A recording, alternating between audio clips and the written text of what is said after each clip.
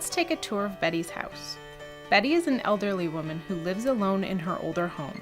She has taken some steps to make her home more safe for her, but today we are going to find what other suggestions can be made to further improve her safety at home. As we look at the outside of Betty's house, some of the first concerns we notice are the sidewalk, the walkway, and the stairs going into her house. Let's take a closer look.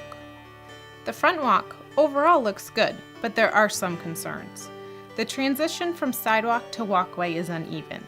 We should be looking at the width of the walkway and the grade. Is the walkway wide enough for a walker? Is there an incline? Does water gather on the walk where ice might form? Now we look at the walkway from the driveway. It is narrow, and the step up is short and uneven. There may not be an easy fix for all of the problems that are identified, but at least we are making Betty aware of things to keep in mind when she is walking around outside her house. Betty tells us that she cut down bushes on the side of her stairs to open up the area. The walkway transitions into stairs, with steep rises and short landings. There are also no handrails or banisters. Ideally, there should be a handrail on both sides. However, if Betty only wanted to add one, the left side would be better, as that is the side the door opens on. Notice the concrete on these steps is cracked and breaking in some areas. Take a close look and make sure that there are no loose areas that could fall off or make for loose footing.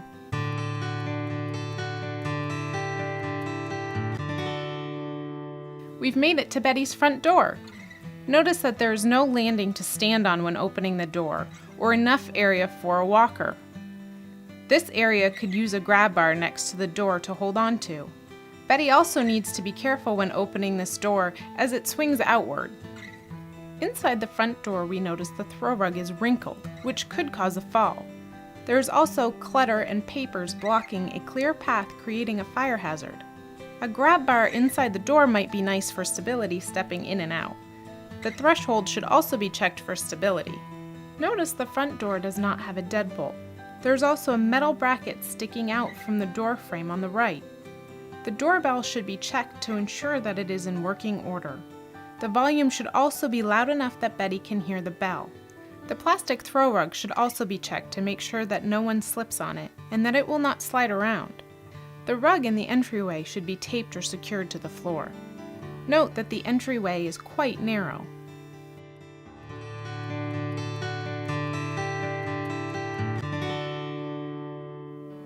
Welcome to Betty's living room. Like many people, her living room is cluttered and she has throw rugs. Notice that her phone is not cordless. This is good if the power goes out, but bad if she cannot reach the phone after a fall. Notice the plastic chair in front of the television? There are also piles of books on the floor, outlets that are full, cords near the radiator, and a space heater on the floor near furniture. Let's take a closer look to see what can be done to help Betty. She does have good sturdy furniture that she is able to get in and out of easily. Couches that people sink down into can cause problems when trying to get up. Boards can be placed under the cushions to help eliminate some of this problem.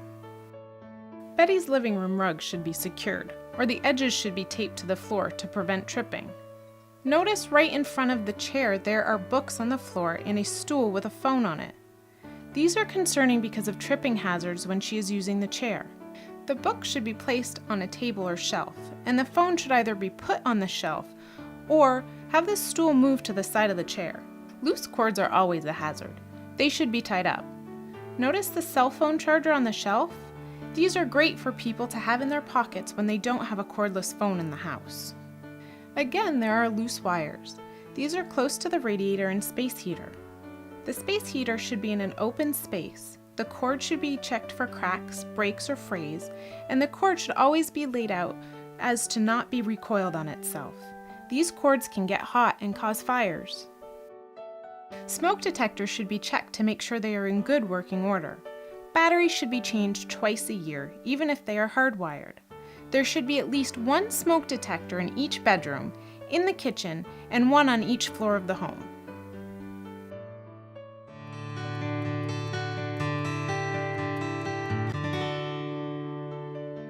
On Betty's stairs, there is more clutter, carpet runners, and a sheet in front of the stairs. Sheets can get in the way when trying to climb the stairs. They should be tied back if the person does not want to remove them. There's a light switch at the bottom of the stairs. There should also be one at the top. The railing should be checked for stability. Ideally, there should be one on both sides. The runner should also be checked to make sure that they are securely attached to the stairs to prevent slipping. Bare steps can also cause slipping hazards if a person is going up and down them with socks on. The clutter at the top of the stairs and the bookshelf should be addressed. These impinge on the space at the top of the stairs. Landings should be open and free of clutter. There is a phone on the floor with tangled wires around it and an overloaded outlet. Power bars with surge protectors are a great alternative to overloading the outlets. Twist ties and rubber bands can be used to tidy up cords.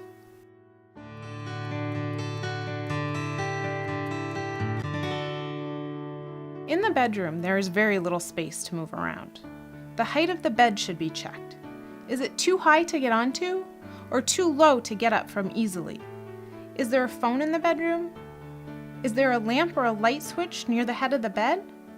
Any unnecessary furniture should be moved out to create more room to maneuver around in this area.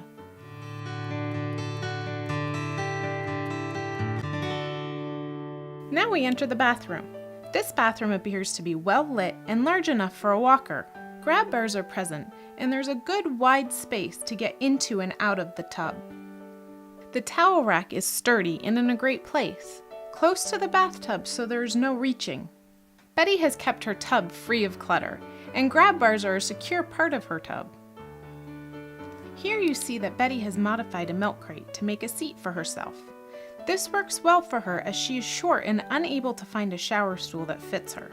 Stools should be the right height for the person, and towels can be added to the seat to assist with comfort. Handheld showers are a great way for people to have control of the shower when sitting. Make sure the person can reach the shower head without having to stand on something. There are bars that can be installed to assist in lowering the shower head. This tub has grab bars already installed and shelves that are close at hand. There should also be a good non-slip surface in the bottom of the tub, as you see here. This handle is a great assistive device to help Betty get in and out of the tub. It also helps to block the narrow area between the tub and vanity where someone could easily fall and get stuck. Shower curtains instead of sliding glass doors help to open up the tub so it is easier to get in and out. The window above the tub is great for air movement, but caution should be taken if Betty cannot reach to open it. She should never stand on her shower seat to reach for anything. The toilet should be checked to make sure that it is the right height for Betty. There are raised toilet seats available if the seat is too low. Bath mats near toilets should have rubber backs or be taped down. There are no grab bars to assist with standing and sitting. There is also a lot of clutter on and around the toilet. Toilet should be free of clutter, and it should be easy for the person to sit down and get up.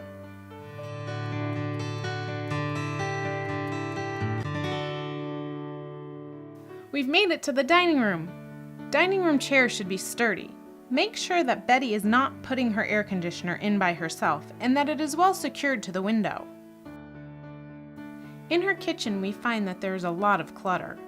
Her coffee pot should be free of clutter, and make sure there is an automatic shutoff. GFI outlets are good to have in the kitchen.